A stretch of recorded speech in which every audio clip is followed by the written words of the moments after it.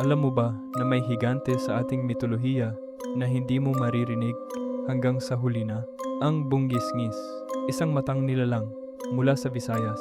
Hindi siya dumadating na may ugong, hindi siya dumadating na may yabag, dumadating siya na may tawa. At ito ang nakakatakot. Kapag narinig mo ang kanyang tawa sa malayo, malapit na siya. Kapag parang nasa tabi mo na ang tawa, nasa tabi mo na talaga siya.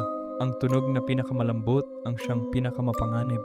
Dahil kapag lumalapit siya, hindi lumalaki ang tunog. Nagiging parang kaibigan, parang may katawang tao na nasa tabi mo lang.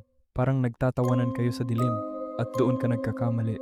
Iniisip mong baka kapitbahay, baka kasamahan, baka kaibigan na naghahanap sa'yo. Hindi mo nararamdaman na mali ang lahat hanggang sa huminto ang tawa. At nang huminto na, wala ka nang magagawa. Kaya kung maglalakad ka sa gabi at may marinig kang tawang parang malapit, pero hindi mo makita kung sino, huwag kang tumigil, huwag kang lumingon.